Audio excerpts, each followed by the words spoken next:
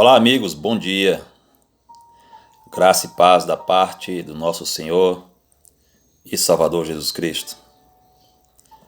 Nesta maravilhosa manhã do dia 13 de fevereiro de 2020, nós queremos compartilhar mais uma vez com os amigos e as amigas uma porção reflexiva da santa e poderosa Palavra de Deus. E hoje queremos tomar por base o texto da Epístola do Apóstolo Tiago, no capítulo 3, versículo 1,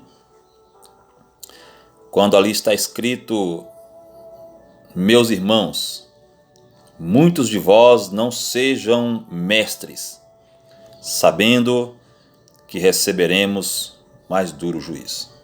Aleluia, aleluia, glória a Deus. O apóstolo Tiago faz uma recomendação para todos quantos desejamos ser mestres na casa do Senhor. E o termo mestre que o apóstolo Tiago usa nesse versículo não se assemelha àquele termo que o Senhor Jesus usou ali, como está escrito no Evangelho de Mateus, capítulo 23 e versículo 10, quando Jesus diz: Nem vos chameis mestres, porque um só é o vosso mestre, que é o Cristo. Quando você vai para os escritos que se aproximam mais dos originais, a palavra que foi usada ali por Jesus arremete mais ao termo guia. Jesus estava dizendo para eles: olha, um só é o vosso guia, que é o Cristo. Ou seja, Cristo é a cabeça da igreja. Ele é o único a quem nós devemos seguir. Ele é o único guia da igreja. Mas Tiago está fazendo referência aqui, meus amados amigos e amigas, aquele termo que também foi usado pelo apóstolo Paulo na carta aos Efésios, no capítulo 4, versículo 11, quando ele diz que Jesus, ele deu uns como apóstolos e outros como profetas e outros como evangelistas e outros como pastores e mestres. E ele fez isso tendo em vista o aperfeiçoamento dos santos para a obra do ministério, para a edificação do corpo de Cristo. Então, quando o apóstolo Tiago faz essa recomendação de que muitos de nós não sejamos mestres, ele bem sabia que muitos desejariam ser mestres para terem uma superioridade sobre os irmãos na igreja. Mas ele adverte que aqueles que desejam ser mestres vão receber mais duro juízo. Porque ser mestre, apesar de ser também chamado para a obra ministerial, assim como foram os apóstolos, assim como foram os profetas, assim como foram os evangelistas e os pastores, quando você vai para a primeira carta de Paulo aos Coríntios, no capítulo 12, nós percebemos ali no versículo 28, se não me falha a memória, que o chamado de apóstolo e o chamado de profeta, ele é superior ao de mestre. Então, os apóstolos foram enviados por Cristo. Eles receberam essa autoridade e essa comissão dada pelo próprio Jesus. Os profetas, eles são aqueles que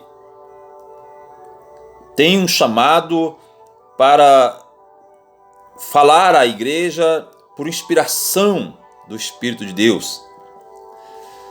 Mas nos últimos tempos nós temos visto que muitos têm usado esse dom de profecia, esse chamado como profeta, para trazer palavras reveladas para a igreja, e tem feito isso mais em tom de adivinhação, mais em tom de ser reconhecido como alguém que é de Deus.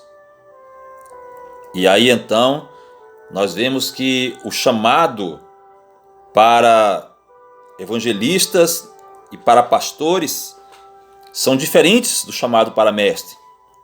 Porque o evangelista, ele tem essa honrosa missão de ganhar almas para Cristo, mas muitas vezes ele deixa ali as pessoas aos cuidados do pastor.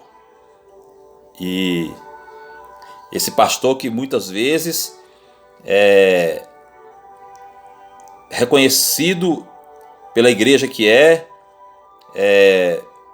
de forma merecida, ele tem a comemoração do dia do pastor, ele tem presentes dados pela igreja no dia do seu aniversário, no dia do pastor.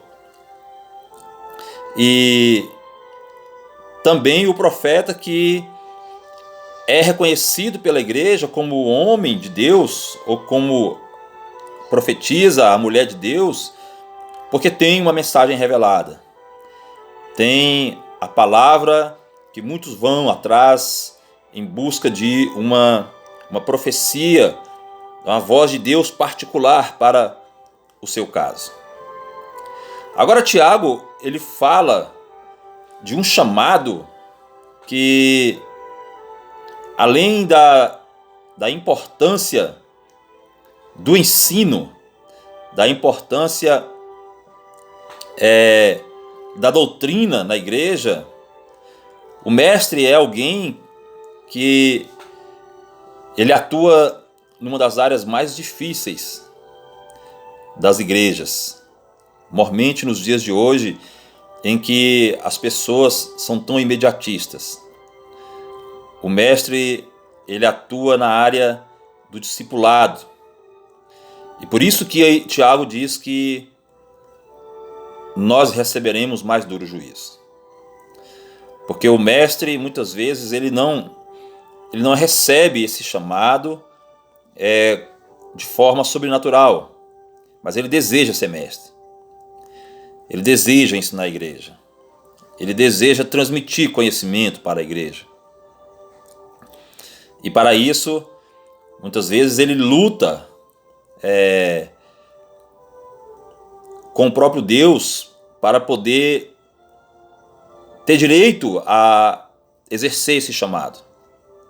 Ele não recebe uma comissão de forma sobrenatural, mas ele deseja ensinar a palavra, ele deseja aplicar essa doutrina na igreja, e ele tem que estar convicto de que ele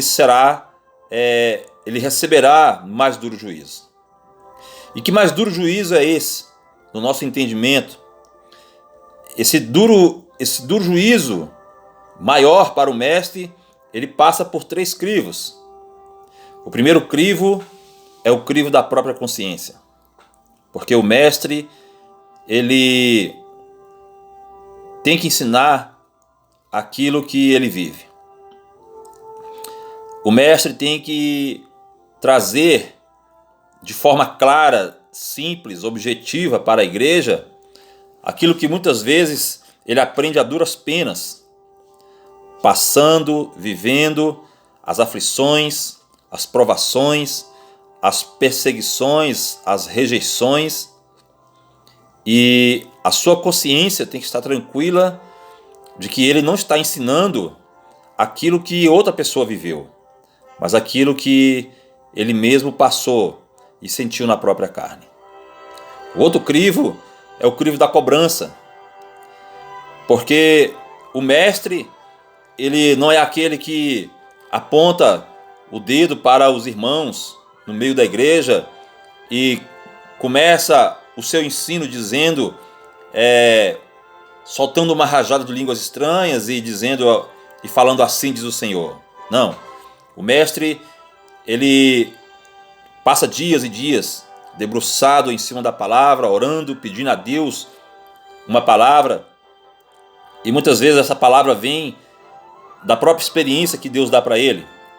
E aplicando esse ensino, aplicando essa doutrina na igreja, essa sã doutrina, muitas vezes ele é rejeitado, ele é atacado, ele é criticado, porque dependendo da forma como a igreja está se comportando, da maneira infantil como as pessoas estão recebendo o evangelho, o mestre ele tem um papel de pai, um papel de educador, um papel de aio, de tutor da igreja, e ele precisa, auxiliando o pastor da igreja, ele precisa falar a verdade, ele precisa trazer para a igreja aquilo que ela realmente precisa ouvir e não o que ela quer ouvir. E aí então, este é o segundo crivo, o crivo da cobrança. Ele teve que passar pelo crivo da própria consciência, ele tem que passar pelo crivo da cobrança da igreja, que muitas vezes cobra não somente desse irmão, que ele tem uma postura que condiz com aquilo que ele ensina. Mas quando ele tem essa postura que condiz com aquilo que ele ensina, os irmãos, por não achar uma brecha na vida do mestre, vão cobrar a liderança, vão cobrar o pastor, vão cobrar aqueles que, de forma relaxada, trazem palavras digeríveis, palatáveis, para agradar o ego daqueles ouvintes, dos dizimistas, dos ofertantes, da membresia da igreja, daqueles que alegram, muitas vezes, o pastor, a sua família, que aceitam a forma relaxada como está sendo conduzida a igreja, e aí então, não suportando a sã doutrina, porque sentem comichão nos ouvidos, aí vão reclamar, vão cobrar o pastor para que dê um jeito na forma dura, mas correta que aquele irmão mestre traz o ensino no meio da igreja. O terceiro crivo é o crivo do próprio Deus, sabendo que receberemos mais duro juízo. O próprio Deus, com o qual nós dizemos que o mestre luta no bom sentido, ele luta para ter de Deus esse direito, para Deus dar a ele essa condição. Ele pede, como Tiago recomenda, uma sabedoria que vem do alto. O mestre luta com Deus para ter o direito a ensinar a palavra. Pede a Deus para que Deus lhe dê condição, pede a Deus para que Deus lhe dê sabedoria, pede a Deus para que Deus lhe dê ousadia. Muitas vezes o mestre sai de uma condição de extrema timidez e passa com ousadia dada pelo Espírito de Deus, com a sabedoria que vem do alto, que é pura, tratável, moderada, pacífica, cheia de misericórdia, cheia de bons frutos, sem parcialidade, sem hipocrisia. Esse mestre passa a ensinar a palavra que é de Deus. Porque o mestre ele não está exercendo esse ministério do ensino para se vangloriar, para ser reconhecido, mas para dar glória àquele que o chamou, àquele que o comissionou, àquele que o capacitou para exercer esse ofício no meio da igreja. E esse mestre ele vai ser cobrado com mais duro juízo naquele dia no tribunal de Cristo, porque ele está recebendo de Deus uma autorização, uma permissão para falar em nome de Deus, para discipular, para ensinar, para conduzir, para direcionar as pessoas na palavra que é de Deus. Então, meus amados irmãos, eu deixo essa reflexão nesta manhã, que o Espírito de Deus vem falando ao meu coração já há alguns dias, que se muitos de vós aí que estão me ouvindo, assim como eu, desejam ser mestres, porque esse é um desejo do meu coração, é algo que eu tenho pedido a Deus insistentemente, para que Deus me dê essa condição de ser mestre na igreja. O meu chamado, o meu ofício é ensinar. Eu gosto de ensinar, porque eu gosto de me cobrar. Eu gosto de passar pelo crivo da minha própria consciência. Eu quero passar pelo crivo de Deus no tribunal de Cristo. Mas ainda mais duro, irmãos, é muitas vezes você passar pelo crivo da cobrança. Porque além de você ser cobrado por pessoas que não vivem aquilo que professam, a fé que professam, muitas vezes você vê essas pessoas tendo a razão dada por aqueles que te lideram, por aqueles que deveriam te apoiar no exercício do ministério que é dado por Deus e que deveria ser um consenso entre todos aqueles que foram chamados como apóstolos, como profetas, como evangelistas e como pastores. Porque para isso Deus nos chamou, tendo em vista o aperfeiçoamento dos santos, para a obra do ministério, para a edificação do corpo de Cristo. E isso até que todos cheguemos à unidade da fé e do pleno conhecimento do Filho de Deus, ao estado de homem feito à medida da estatura da plenitude de Cristo Jesus, nosso Salvador e nosso Senhor. Amém? Deus abençoe em Cristo Jesus. Tenham um ótimo dia, uma ótima quinta-feira e fiquem na paz do Altíssimo. Um forte abraço.